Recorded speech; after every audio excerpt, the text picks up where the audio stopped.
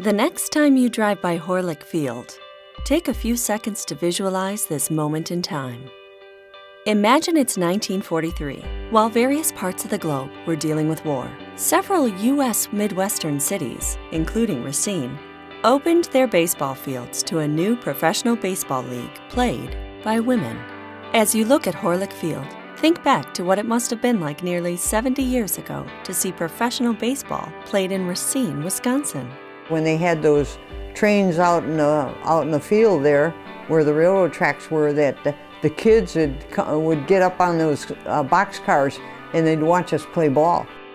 The Racine Belles were one of the original teams in the All-American Girls Professional Baseball League, a women's professional baseball league founded by chewing gum mogul Philip K. Wrigley. The Belles opened play in that first year playing their home games at Horlick Field. A team with strong pitching, solid defense, timely hitting, and speed on the bases. I knew how good a team Racine was, and I thought, well, maybe I wouldn't be accepted there as much as some of the other teams because they were so good. But when I got there, they were just great. The Belles won the first championship in the new league's history, defeating the Kenosha Comets in a best-of-5 series for the 1943 title.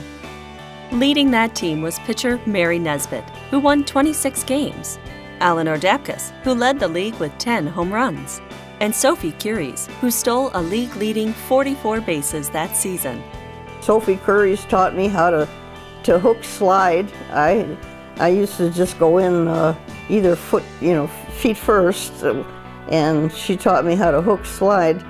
The AAGPBL began as a way to keep baseball in the public eye, as the majority of men were away at war. Although the league never totally played regulation baseball, the games had several elements of the sport that closely resembled the national pastime. One of the elements that did not resemble their male counterparts was the girls' uniforms. Uniforms worn by the players were belted short-sleeved tunic dresses with a slight flare of the skirt.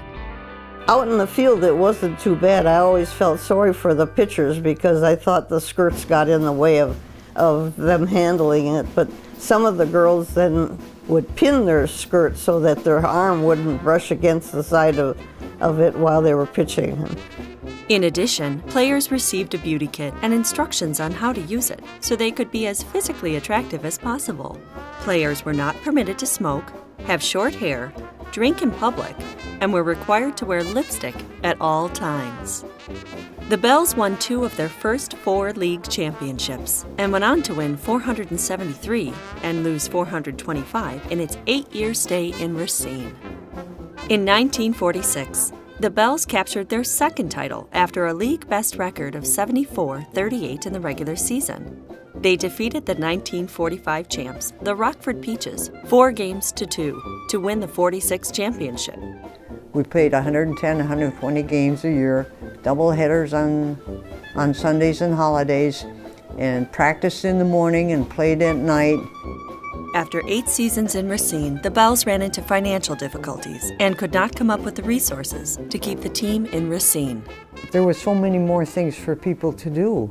They had bowling and television was coming into, and they had Major League Baseball again, and so many things that the attendance just kept dropping off until, they just couldn't afford it. At the end of the 1950 season, the team moved to Battle Creek, Michigan. According to one published report, many of the founding team members refused to move with the team to Battle Creek. The All-American Girls Professional Baseball League folded on September 5, 1954. It was the greatest thing that ever happened to me, and I can't believe it today that we get so much attention and so much publicity and stuff like that. And they always say that we were pioneers in sports. And if we had anything to do at all with Title IX, which they say equalization sports for girls and boys, I'm really proud of that. We really accomplished something.